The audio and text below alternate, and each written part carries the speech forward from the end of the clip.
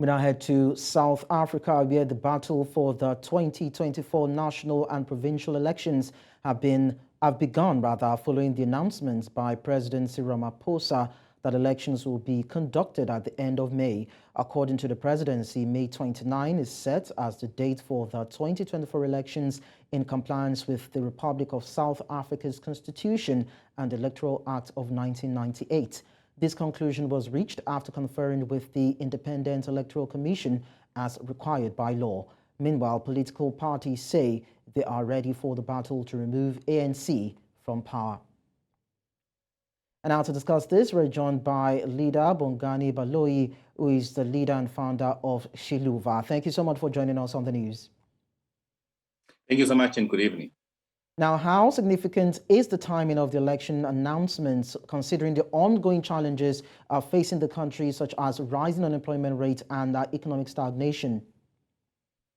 Look, it's very significant, noting the fact that the Constitution calls for an election every 5 years of a general nature. So this is in line with the constitutional provisions to have an election within 90 days from the last day the election happened.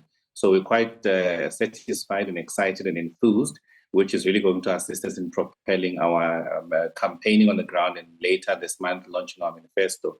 So all of these challenges and the crisis we're facing in the country, everyone understands that this is a consequence of the ANC-led government that has brought about all of these challenges we face, and therefore the solution is firstly how to remove this ANC government to ensure that we can deliver a better prosperity for the country.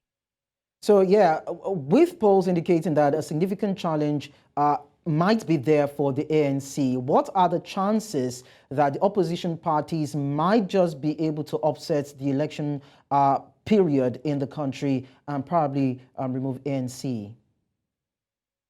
Look, it's likely, but what is also likely to happen is the fact that established existing parties will feel the biggest brunt of this election outcome because they have failed to capture the aspirations of South Africans. That's why parties like Shiluva and many other parties, new parties have come in as new entrants, which has really spurred the registration of new voters, the highest number of voters in the country from an election period.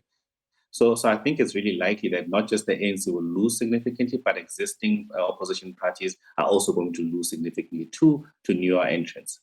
Now, in South Africa, there are issues of violence, crime, economic stagnation, like I mentioned earlier, power cuts, and unemployment issues in the country. How well would this influence voter behavior in who they would want to choose during the elections?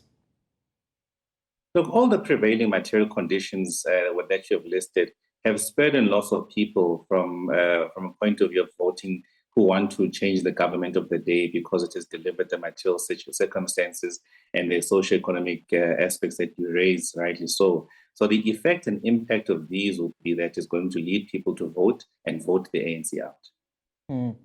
Now, let's look at what the machination of the president, that is Cyril Ramaphosa, might be. Are there any strategies that you anticipate that he might want to employ to address voter concerns and probably maintain their political dominance, that's the political dominance of the ruling ANC?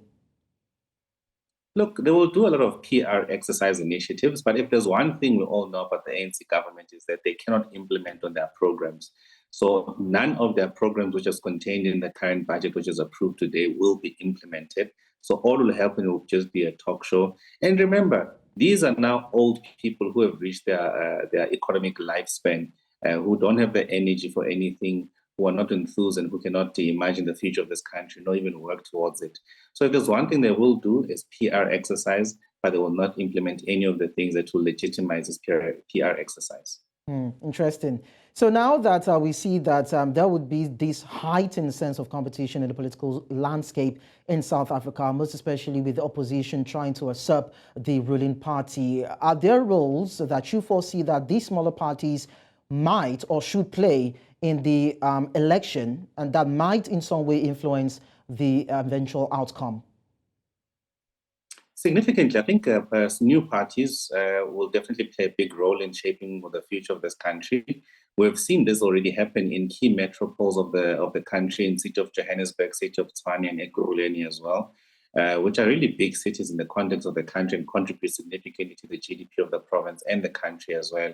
And we've seen smaller parties play a significant role in deciding who becomes the mayors, and we certainly think and know that it will happen when a discussion must be held about coalition in provinces and also nationally as well. So these parties will play a very big role.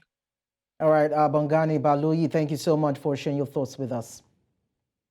Thank you so much for the opportunity.